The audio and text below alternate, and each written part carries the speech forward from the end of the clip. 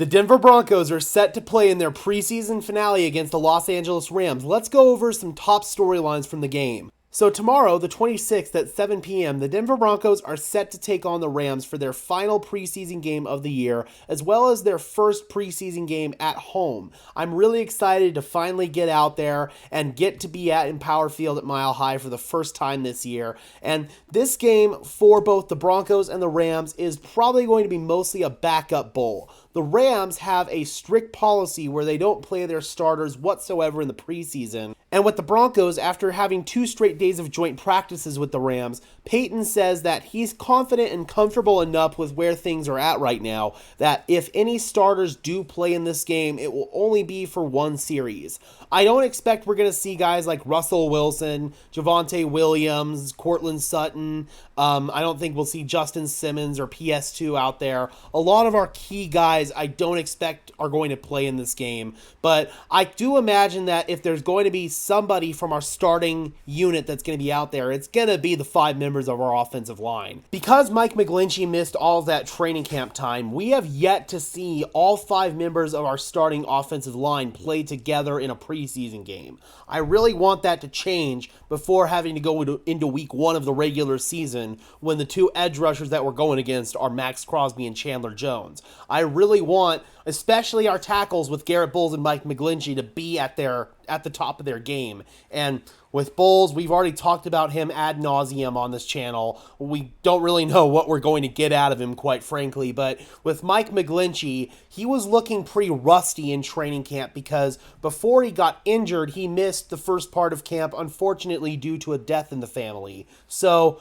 he really needs to get some of that rust shaken off. So I actually kind of wouldn't be upset if Mike McGlinchey saw at least the full first quarter in this game against the Los Angeles Rams. I wouldn't be upset if he actually went out there and got a few reps even with the backups, because I just want Mike McGlinchey to knock some of that rust off before we have to go into week 1 of the regular season when the 2 Raiders edge rushers are going to make our lives hell. I'm also going to be watching a couple of backup positions on the offensive line. Alex Palczewski, the undrafted free agent tackle out of Illinois, has played really well in training camp in the preseason, and right now our second swing tackle behind Cam Fleming is set to be Isaiah Prince. And I gotta be honest, Prince has not looked very good whatsoever in a Denver Broncos uniform. So Alex Palczewski has made a strong argument to potentially supplant Prince, and that is something we've actually seen transpire in training camp. So I'm curious to see if Palczewski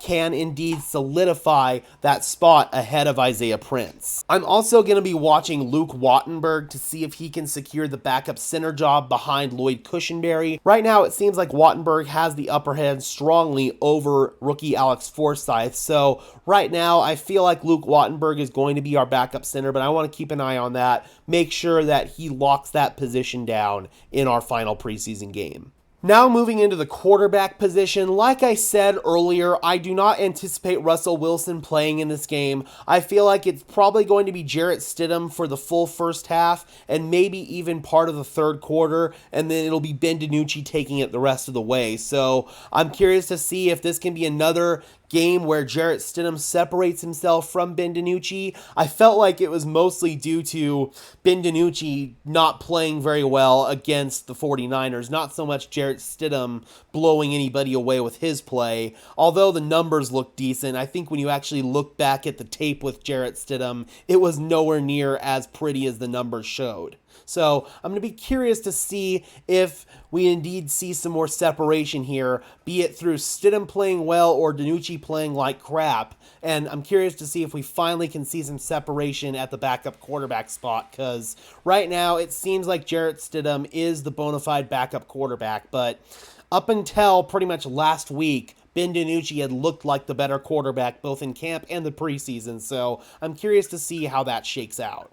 Then we have to have an interesting conversation at running back here. The first thing I'm going to be keeping an eye on is if Jaleel McLaughlin will play at all in this game. I imagine that he might see a few snaps to begin the game, but Jaleel's pretty much a lock to make the 53-man roster at this point. He's made the team, so if if that's the case, then I don't think that the Denver Broncos need to waste any time playing Jaleel in this game. We already know what we've got in him. There's no reason to risk injury, in my opinion, but there is going to be a battle that we need to keep an eye on here, and that's Tyler Beatty and Tony Jones, because I feel the Broncos are going to end up carrying 4 running backs plus the fullback Michael Burton, so that's 5 backs total. If that happens, then the Broncos are going to have to make a decision here between Tyler Beatty and Tony Jones.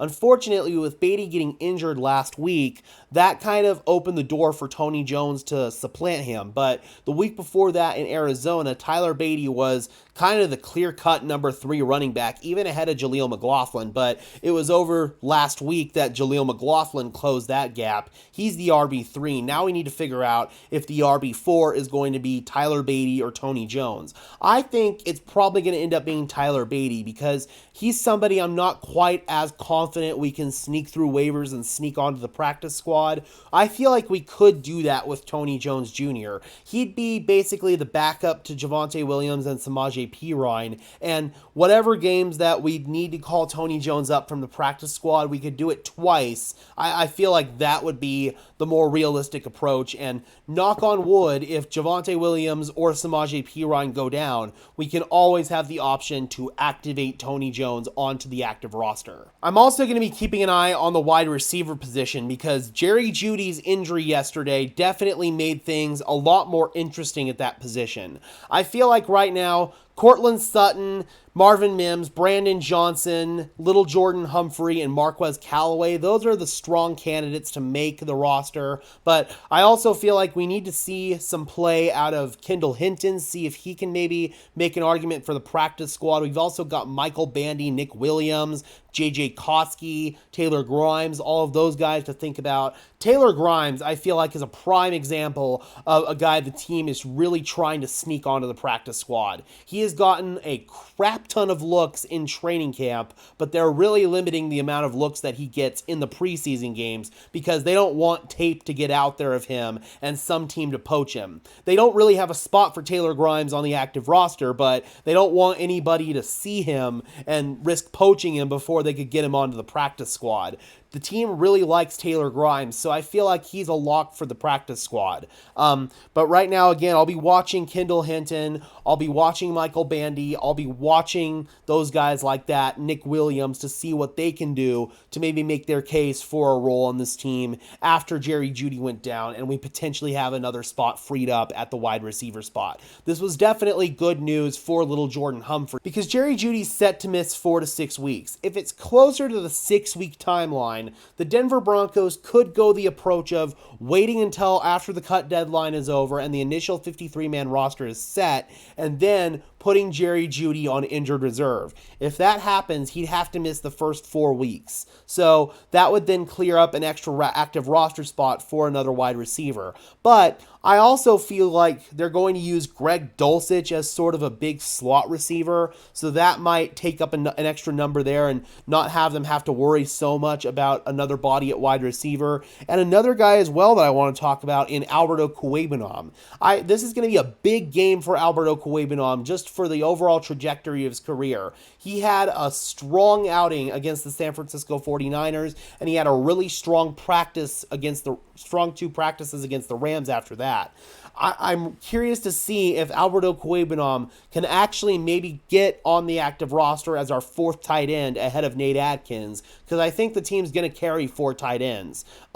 If that happens, then good for Alberto, because at the beginning of camp, it wasn't look like he was going to make the team. However, if the team already pretty much has entrenched Nate Adkins on the active roster over Alberto, then this is going to be a big game for Alberto to increase his trade value for another team to potentially notice him and get him on their squad. So just if it's in Denver or if it's somewhere else, this is going to be a big game for Alberto's future in the NFL. Moving on to the defensive side of the ball, I'm going to be curious to see if Mike Purcell will play in this game. He has barely returned to training camp practice now, so I don't know if he's going to get any snaps in this one.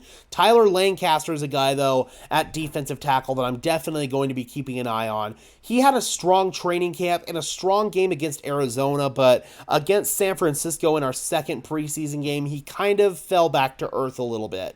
Tyler Lancaster is trying to return from a year out of football after spending most of his career with the Green Bay Packers. So I'm curious to see if Tyler Lancaster can maybe solidify a role on the active roster. We're a little thin on the D-line right now, so if Tyler Lancaster has a good game, then I feel like he probably is going to make the team. Then there's going to be some interesting things to keep an eye on at defensive back. So I'm going to be watching Isane Bassie quite a bit in this one. The Broncos have used him both as a slot corner as well as a safety, so he's shown some versatility this preseason that not a lot of us knew that Isane Bassie had. That's going to be really good for him. He's had an interception in both of our two preseason games, so I'm going to watch to see if he can make another big play in this preseason game. And with Isane Bassie, I feel like he may have bought himself some time on this Denver Broncos roster with his versatility that he's shown at safety.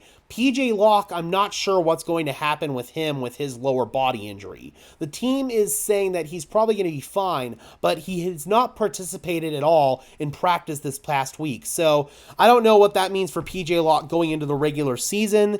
If he is going to maybe miss some regular season time, this is probably good news for Isane Bassie at safety, because that means that they view him basically as like the backup to PJ Locke, and that's when Isane Bassie started seeing reps at safety, was when PJ Locke went down. So if PJ Locke, like Jerry Jeudy, might have to go on IR for the first 4 weeks of the regular season, keep an eye on Isane Bassie there. And also with K'Wan Williams being down, that really bodes well for Bassie as well. I also would like to keep an eye on Jaquan McMillan. He's had a great camp, and if he can continue to make a strong preseason performance, then he might be able to take that main backup boundary corner spot ahead of Riley Moss. And right now, we haven't gotten any indications as to when Riley might be back, so he might be another guy that starts the year on the injured list. And if that happens, that's great news for Jaquan McMillan, and that's great news for Isane Bassie. And then at safety as well, I mean, we've got some really big conversations to have there. We've got Delarian Turner-Yell and J.L. Skinner, both of whom have played pretty well in camp, and we have to figure out how we're going to fit both of them in,